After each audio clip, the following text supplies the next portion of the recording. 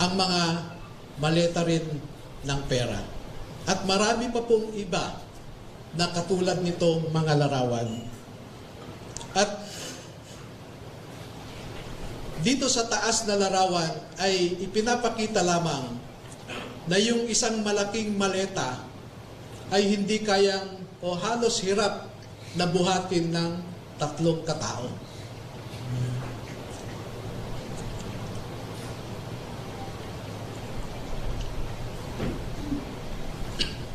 Ngayon po ay merong pangalawang aspeto ng affidavit ng ating mga magigiting na Pilipino na nasa harap natin ngayon. Meron silang mahalagang napansin, naobserbahan, at alam sa kanilang personal na pananaw dahil nasali sila sa isang importanteng operasyon.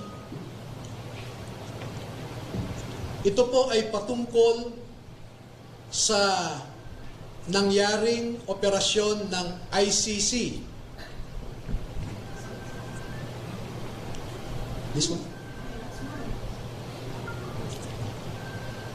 Nasangkot po or nasali ang mga sundalo natin sa ginawang operasyon ng ICC investigators sa Pilipinas. Unang dumating ang mga ICC investigators sa Pilipinas noong December 2028.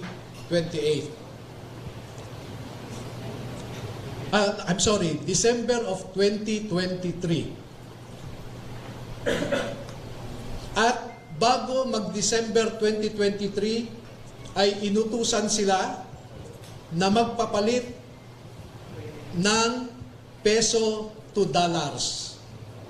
2 maleta na ang bawat maleta ay may nilalaman na 56 million pesos. Kaya nakapagpalit sila ng equivalent to $2 million. At ang sabi ng mga executive assistants ni Ginoong Saldico ay pinaghahandaan daw nila ang pagdating ng foreigners. At kalaunan ay nakilala ng mga ito na ang foreigners na binabanggit ay mga ICC investigators.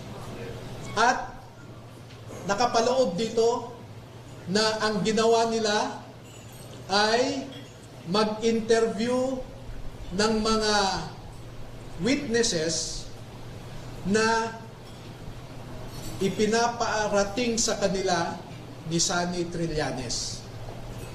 Wala silang ibang in-interview na mga witnesses, kundi ang mga tao lamang na pinapadala ni Sunny Trillanes. At ibinigay kay Sunny Trillanes ang pondo para sa pag-asikaso sa mga ICC investigators na ito. Kaya naman po, lahat ng sasakyan na ginamit, lahat ng hotel accommodations ay sinagot ni Saldico at saka ni Sunny Trillanes. Napansin din po nila na lahat ng mga pag-interview ng ICC investigators ay sa mga pribadong lugar. Wala man lang government office. At makikita po ninyo ang madalas na pag-deliver nila ng mali-maleta at minsan mga paper bags naman na mga pera patungo sa mga nag-aalaga sa ICC investigators.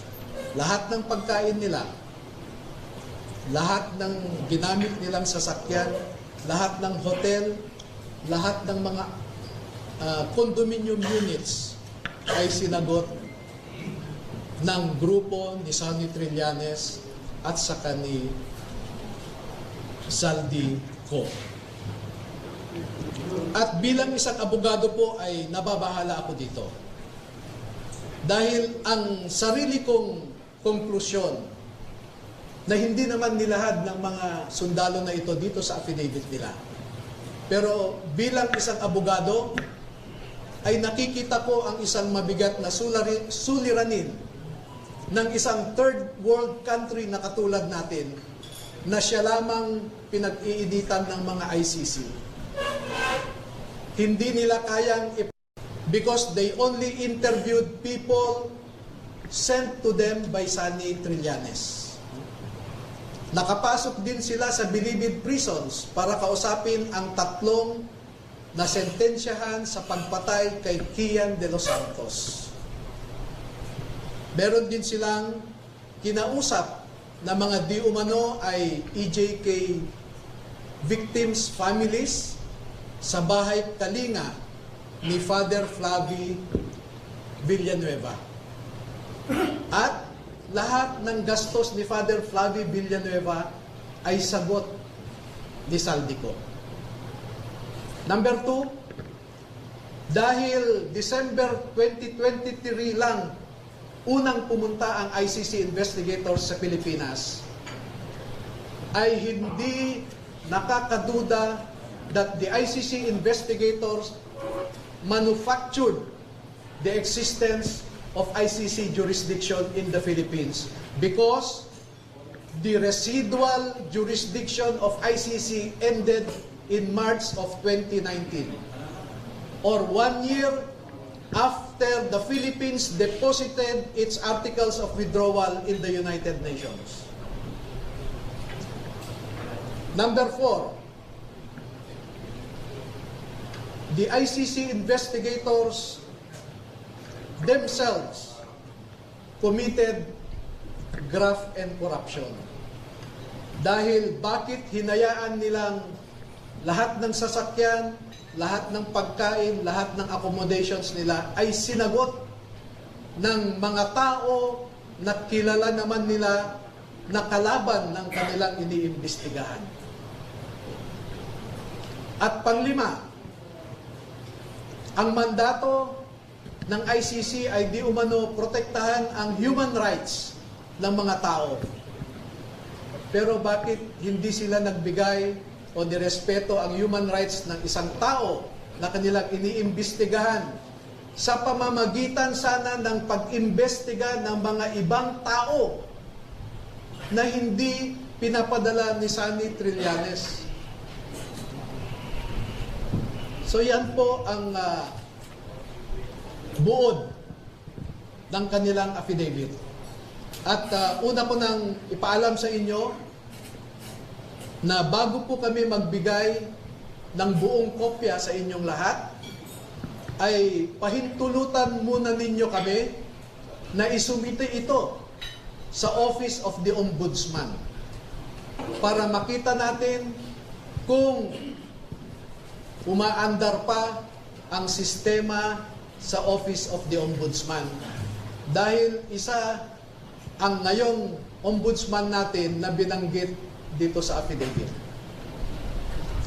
Pangalawa, ay magsusumiti rin kami sa ICC mismo para malaman ng ICC ang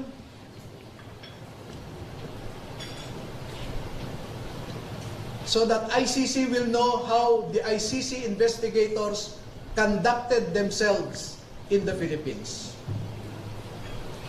At panghuli ay magbibigay kami ng kopya sa lahat ng embahada ng mga bansa na kasapi sa ICC para malaman nila kung paano gumalaw ang ICC. Alam naman natin na bawat bansang miyembro dyan ay nagko-contribute sa ICC. Pero katulad ng kino-contribute nila, ang mga litrato na naipakita ko sa inyo ay makikita ninyo kung saan pumupunta ang ating mga buwis. Now you know where our taxes go. Now you know at least where our taxes went. Maraming salamat po at magpapaunlak po kami ng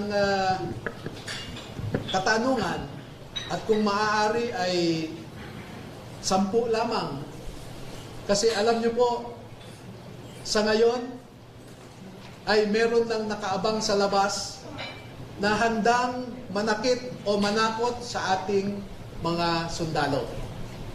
At sa nakalipas na 2 araw lamang, ay umigting ang paghahanap ng isang grupo sa kanila na pinangungunahan di umano ng isang tinatawag nilang MC. Initial yon, MC. Hindi ko po alam hanggang ngayon, inaalam ko kung sino yung MC na sinasabi nila. Pero meron siyang inutusan na nasa gobyerno pa at mataas ang rangko sa ating kapulisan para ipatupad ang kanilang gustong mangyari na hindi matuloy ang paglabas ng ating mga kasundaluhan sa katotohanan. At panghuli po, meron akong isang pakiusap sa ating armed forces at saka sa Philippine Marine Corps. Ang mga nasa likod po ninyo ay nagserbisyo sa ating bayan at nandito sila hindi dahil sa politika. Hindi po sila nagsasabi ng anumang mga bagay na magdadagdag pa sa init ng kasalukuyang politika na pinagdadaanan ng ating bansa. Bagkus ay gusto nilang makaambag na iangat ang imahe ng ating mga institusyon katulad ng Philippine Marine Corps na lumalaban sa kalaban ng Estado. Pero kung susuriin ninyong mabuti, ay ang kalaban natin ay ang mga nasa matataas na pwesto sa gobyerno. Do not restrain them from sharing to our people the truth that they know. Because alam nating lahat, ang katotohanan lamang ang magpapalakas ng ating republika. Kung lumalaban tayo sa mga grupo na gustong sirain ang ating democratic institutions, katulad ng mga NPA, mga Muslim secessionist, ang isa pong kalaban natin na totoo ay ang mga nagnanakaw ng pera na para sana sa mga tao. Tayo po ay nagpapakapagod para lang may maihain tayong pagkain sa ating mga pamilya. Pero sila po ay nagpapakapagod kung paano gastahin ang perang ninakaw nila sa atin. Maraming salamat po.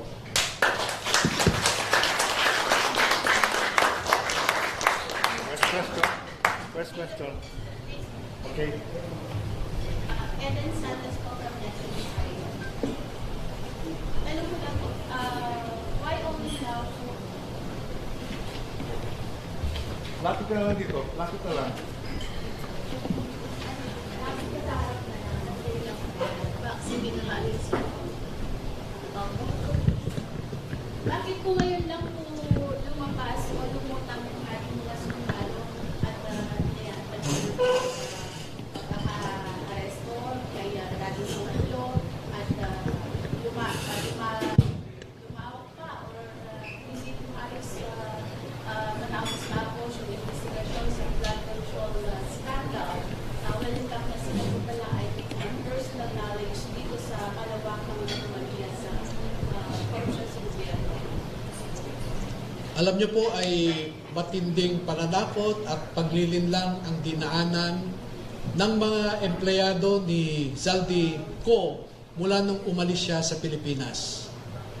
At katunayan, yung MC na binabanggit ko kanina ay tinakot ang mataas na opisyal ng mga ito. Kaya sila po ay medyo naguluhan din. Dahil pare-pareho kaming ordinaryong mamamayan lamang At noong nakita nila at nakita ko